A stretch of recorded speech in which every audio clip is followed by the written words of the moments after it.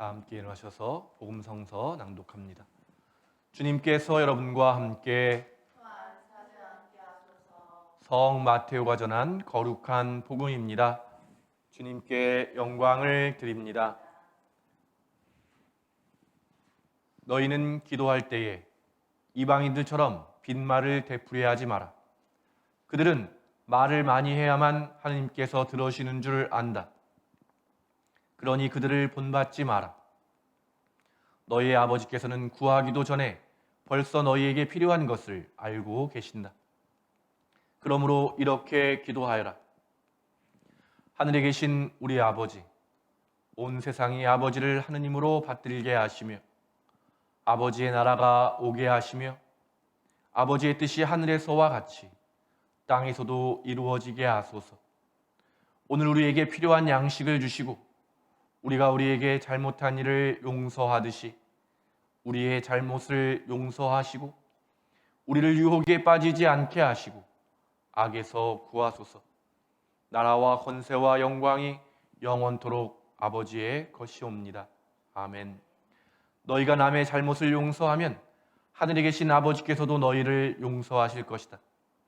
그러나 너희가 남의 잘못을 용서하지 않으면 아버지께서도 너희의 잘못을 용서하지 않으실 것이다. 주님의 복음입니다. 그리스도를 찬미합니다. 자리에 편하게 앉으시기 바랍니다. 성부와 성자와 성령의 이름으로 말씀드립니다. 네, 오늘 교회 오실 때 어떤 기분으로 오셨나요? 설레는 마음으로? 기대하는 마음으로? 아니면 좀 그래 나라도 가야지 이런 마음으로 오셨나요? 오늘 예배 가운데 우리의 하나님 아버지께서 오늘 참석한 여러분에게 하나님의 크신 은총을 내려주시기를 축원드립니다. 우리가 기대하지 못하는 것, 기대하는 것보다 더 큰 은총을 하나님께서 오늘 이 시간 우리에게 베풀어 주시기를 소망합니다. 예수님 이름으로 축복합니다. 네. 오늘 기도에 대한 내용인데 여러분 어떻게 기도 생활하고 계세요? 기도 많이 하고 계시죠? 네, 저도 기도에 관심이 많아서 성직자가 된 이후에도 제가 한 20년 정도 계속 기도에 대해서 공부하는데 알면 알수록 어렵게 느껴질 때가 있고, 그런데 기도의 대가라고 하는 분들, 아주 기도를 가르치고 오랫동안 하신 분들이 하는 얘기는요, 기도는 하느님이 하신 일이라고 말해요. 하느님이 우리 안에서 하시는 일이다. 그래서 기도할 때 제일 중요한 것 중에 하나가 힘을 빼는 건데 잘 안 되는 것 같아요. 기도를 열심히 내가 더 뭔가 해야 될 것 같고, 오늘 예수님 말씀하신 것처럼 길게 해야 될 것 같고 한 1시간은 해야 될 것 같고, 또 많은 것들을 세상의 평화부터 소외받는 이들, 내 주변에 있는 사람들 많은 중보 기도를 해야만 기도를 잘하는 사람일 것 같은데, 기도의 대가들은 뭐라고 말한다고요? 기도는 하느님께서 우리 안에서 하시는 일이다.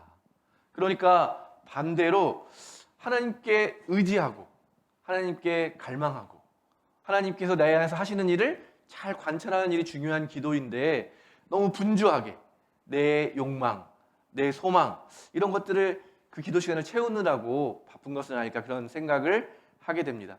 그래서 오늘 예수님께서 해주신 기도에 대해서 먼저 간단하게 좀 살펴보려고 하는데요. 기도는 하나님과 우리가 깊은 관계를 맺어가는 여정으로 볼 수가 있습니다. 그래서 우리 믿음이 약할 때는 어떤 거예요?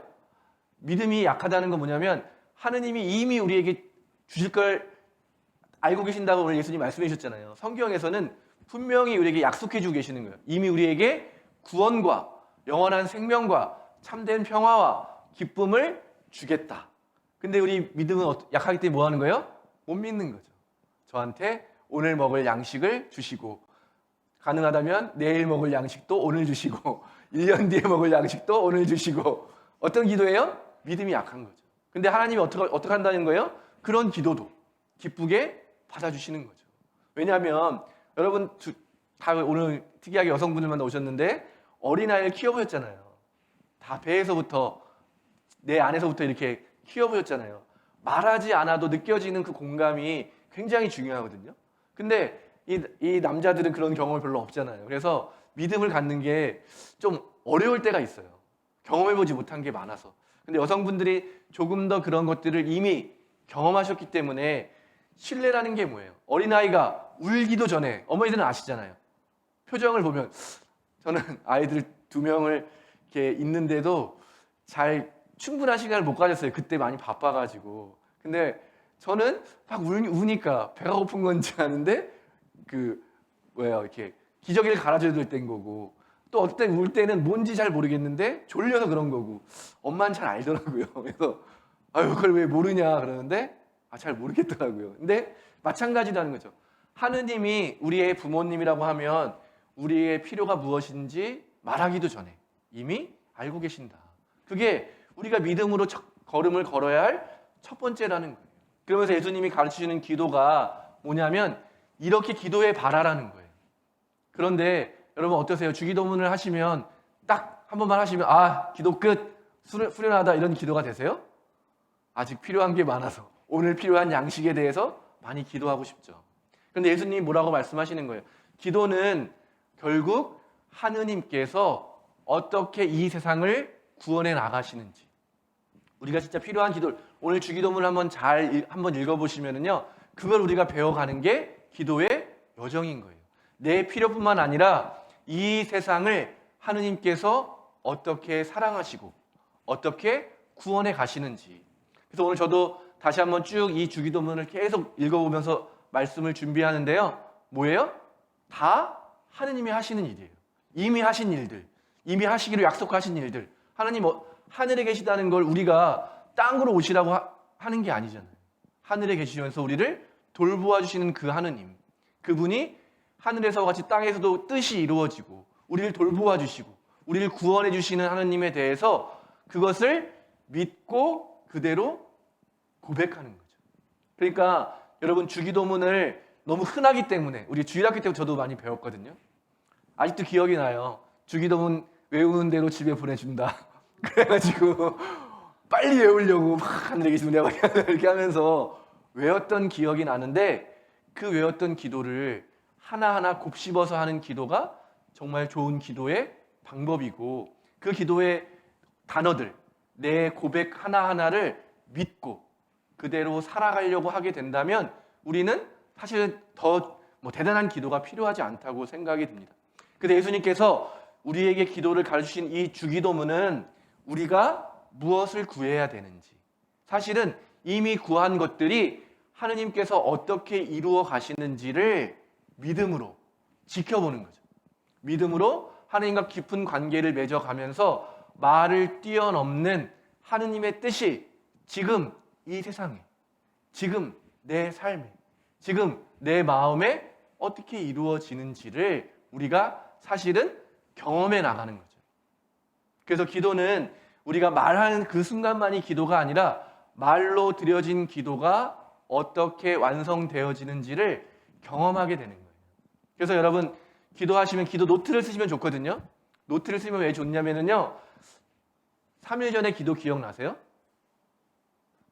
분명히 기도를 했는데 3일 전에 무슨 기도했는지 기억나세요? 잘 기억이 안 나게 되거든요. 그래서 기도를 기록해 놓고 그거를 한번 이렇게 쭉 둘러보면 내 기도가 이런 방식으로 이렇게 이루어지는구나. 그러면 뭘 배우게 돼요? 하나님 이런 분이시구나. 하나님이 내가 원하는 때에 이루어지진 않았지만 내 기도를 이런 방식으로 들어주시는 것을 통해서 내 기도가 점점, 내 마음이 점점 누구와 같아지는 거예요? 하느님과 같아지는 거죠. 처음에는 내 생각이, 내 뜻이 많았지만 점점 기도하고 하나님을 경험해 볼수록 내 뜻이 아니라 하느님의 뜻이 어떻게 내 뜻과 마주쳐 가는지를 우리가 배워가는 겁니다. 그래서 교회에서는요, 그 이전 오랜 시간 동안 기도를 따로 가르치지 않았어요. 대신 뭐라고 교인들에게 말했어요? 공예배에 참석하십시오. 중요한 날에는 공예배에 참석하셔서 그 기도문을 통해서 하느님의 은혜를 기억하라고. 하느님이 내 삶에 주신 은혜가 많이 있는데 우리가 발견하지 못하잖아요. 그런데 공예배에 와서 하나하나 여러분 우리의 기도문을 한번 하나하나 잘 읽어보세요. 우리가 드려야 될 기도가 뭔지, 해야 될 감사가 무엇인지, 지금 나에게 주신 은혜가 무엇인지를 믿음으로 고백하는 거예요. 알지 못하더라도. 그래서 이 알지 못했던 이 기도문의 의미들을 배워가는 게 기도고, 그러니까 교회에서는 요즘은 수많은 기도를 가르쳐 주잖아요. 그런데 전통적으로 한 게 뭐예요? 중요한 날에 교회에 오셔서 여러분이 하나님께 기도하시고 그 기도가 어떻게 이루어지는지를 보십시오.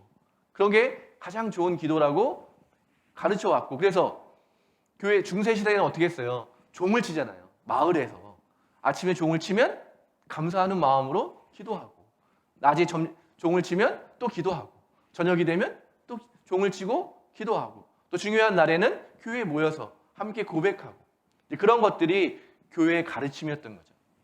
그래서 여러분, 우리가 드리고 있는 이 감사헌찬례, 또 이렇게 평일 예배 드리는 것들은 매우 좋은데 세상이 변화된 거죠. 같이 모이기가 쉽지 않고, 또 각자의 집에서 기도 생활을 하는 것들이 권장이 됐어요. 그래서 우리가 지금 하고 있는 개인적 기도 생활은 종교개혁 이후에 생겨난 어떤 관습이에요. 그 전에는 다 같이 모여서 기도하는 거고 전례를 통해서 우리가 하느님을 경험하는 거였는데 개인적으로 기도하는 게 생겨났죠. 그러면서 장점도 있고 또 단점도 생기게 된 거예요. 그래서 우리가 이런 교회의 역사와 전통을 보면서 개인 기도를 어떻게 활용할 것인지도 앞으로 잘 배워갔으면 좋겠고, 또 모이기 어렵다고 덜 모이는 것이 아니라 그럼에도 계속해서 함께 모이기를 힘쓰고 함께 모여서 기도하는 것을 통해서 하느님의 뜻이 우리 안에서 어떻게 이루어지는지를 함께 경험하는 일이 교회를 건강하고 활력 있게 하는데 매우 중요한 일이거든요. 그래서 우리 삼본교회가 모이기에 힘쓰고 또 개인 기도들도 더 깊은 기도로 여러분이 나아가실 수 있었으면 좋겠습니다. 더 많은 이야기들을 하고 싶지만 뭐 오늘만 날이 아니기 때문에 앞으로 만날 수많은 기회 동안에 제가 경험했던 그런 기도에 대해서, 제가 함께 공부했던 것, 경험했던 것들을 함께 나누면서 우리 모두가 기도의 달인이 됐으면 좋겠어요. 영성가가 됐으면 좋겠어요. 그것들이 얼마나 우리 개인을 풍성하게 하는지, 우리 인생에 어려움이 많잖아요. 근데 그 어려움을 잘 극복하게 하는지 제가 경험했거든요. 그래서 저는 그 경험을 무엇보다도 여러분과 함께 나누고 싶습니다. 오늘 기도에 대한 것을 이렇게 하는데요. 다시 한번 설명드리면 기도문을, 주기도문을 쭉 보시면 우리가 할 일은 간구하는 일이에요. 하느님의 뜻이 이루어지게 해주십시오. 그러면 하느님이 그 일들을 이루어 가시는 거죠. 그런데 하나가 있어요. 우리가 해야 될 일. 간구하는 것뿐만 아니라 한 가지 해야 될 일이 뭐예요?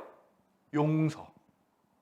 그 기도문에서 굉장히 특이한 거예요. 모든 것은 하느님이 하시는 일이고 하느님이 하실 일에 대한 기대와 간구인데 거기에 이미 우리가 하라고 하는 일이 용서라는 거예요.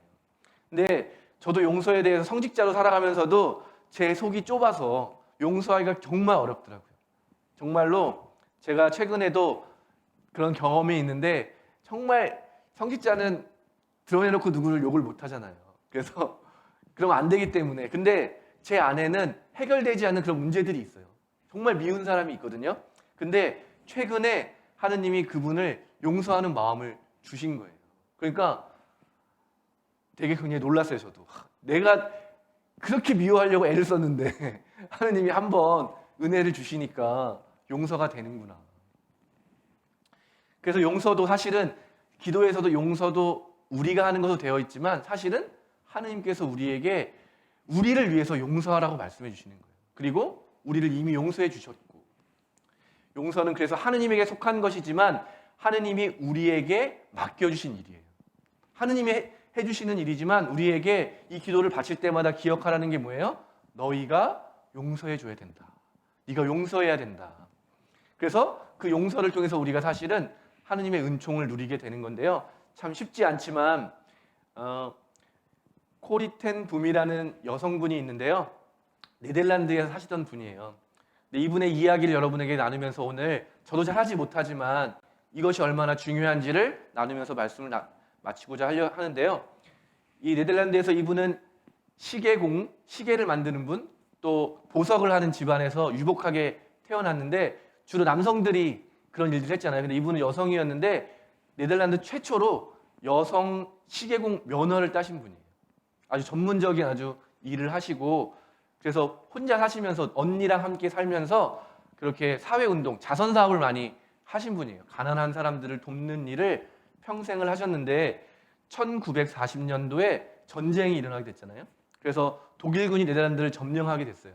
그래서 수많은 유대인들을 체포하고 포로 수용소로 끌고 가고 죽이는 일들이 많았잖아요. 그래서 이분이 집을 마련해가지고 3층 집을 마련해가지고 거기에 사람들을 숨겨주는 일을 하신 거예요. 유태인들을 숨겨주는 일을 4년 동안 몰래 했는데 정확한 숫자를 뭐 기록한 건 없는데 사람들이 나중에 뭐 증언도 하고 이렇게 했는데 약 800명의 목숨을 구하셨대요. 이분이 이 자매가. 그런데 1944년 2월에 누군가 밀고를 한 거죠. 그 집에 유태인들을 숨겨주고 있다. 그래서 이분들도 똑같이 그 유태인들의 수용소에 보내지게 된 거예요. 1944년 2월 달에 체포가 돼가지고 자신들이 똑같이 유대인들하고 똑같은 취급을 받으면서 아주 끔찍하거든요. 나중에 한번 여러분 이 유태인들이 당했던 고통들을 한번 보시면 좋은데요. 이 라벤스브리크라고 하는 수용소인데 여기에서도 수많은 쪽지들이 발견이 돼요. 이 독일군들이 인간 취급을 안 했거든요. 그래서 생필품도 주지 않았어요. 그런데 어떻게든 벽에 들어가도 이 사람 많은 유태인들과 여기 모인 분들이 기도문을 적었어요. 종이만 있으면 벽에다가도 막 어떻게 해가지고 적어놨는데 놀랍게도 거기서 적은 기도문들이 대부분 용서에 관한 기도문인 거예요.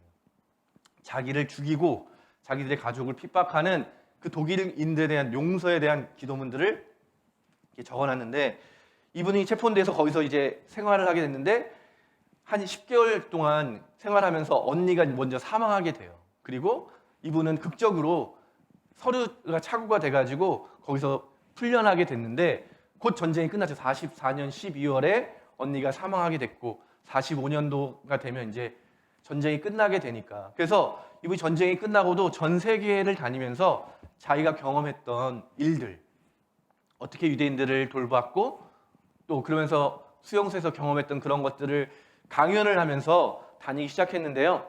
이제 그분에게 어느 날 강연이 끝나는데 자기를 괴롭히던 그 포로 수용소의 독일군이 자기를 찾아온 거예요. 그리고는 말씀을 잘 들었다. 나도 용서받은 그런 기분이다. 그리고 나를 용서해달라고 하면서 악수를 청하는데 그렇게 정말 대단한 분이잖아요. 대단한 분인데 그렇게 고백했다는 거예요.